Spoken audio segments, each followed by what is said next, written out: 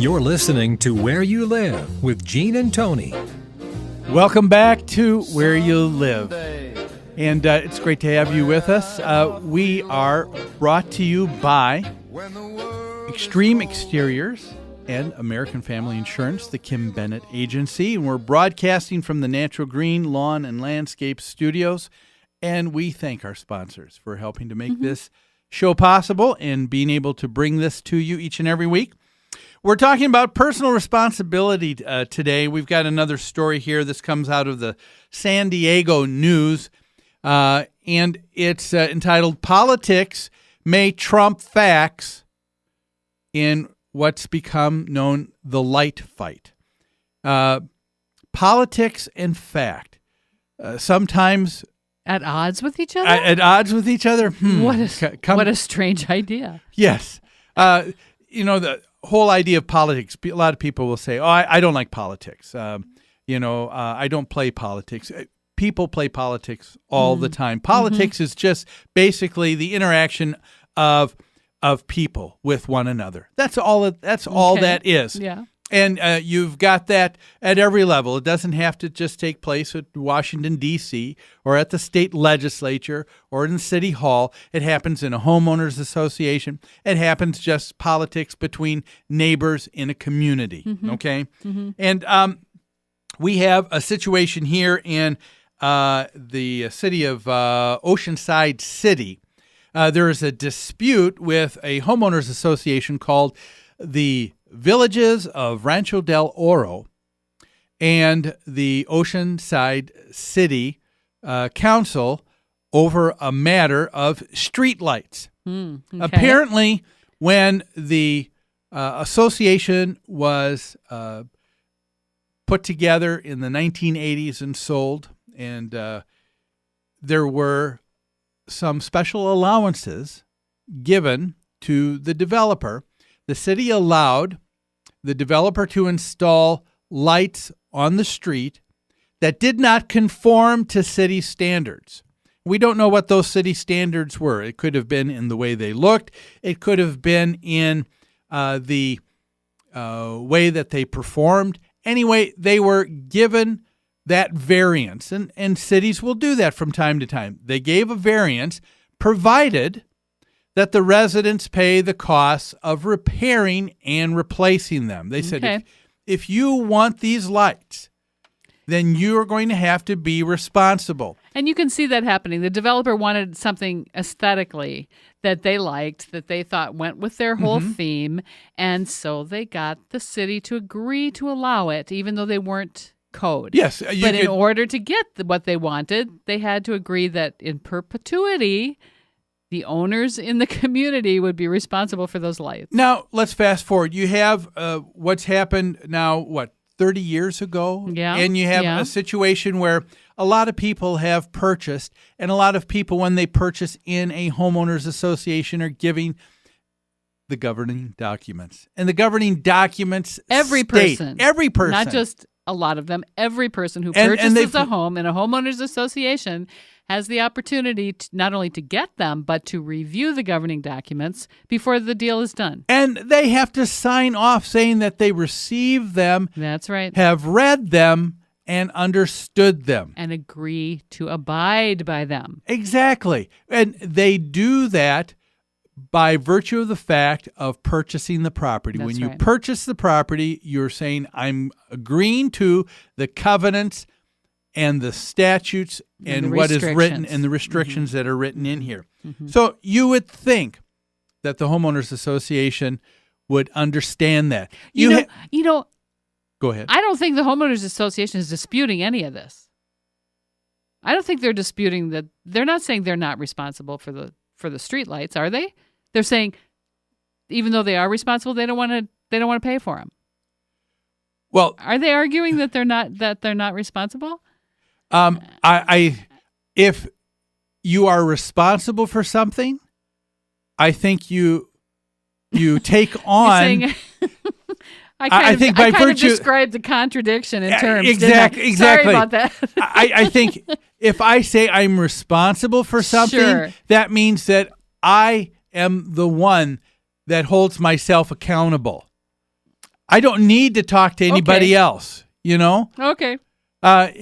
So yes, I do think that if you are going to be an adult, if you are going to believe in personal responsibility, this is the same association, I bet, Tony, that where the board is saying to the homeowners, you're going to have to pay for this because that's your responsibility.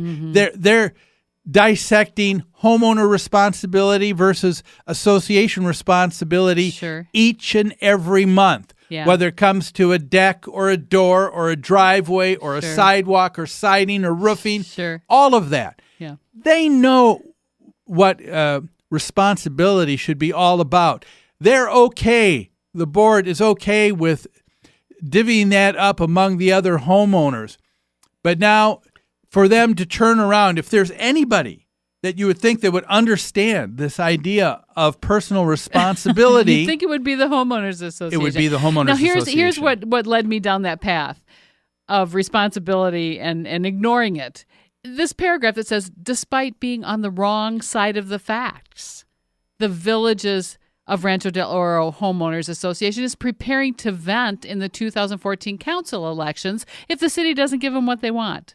So to me, that made me think they're not even arguing that that it shouldn't be this way or that it wasn't this way. Okay. They're just saying they don't care. Like you said, they want what they want, when they want it, how they want it. Right. Our first story with the man who lost his arm playing golf on a golf course. Right.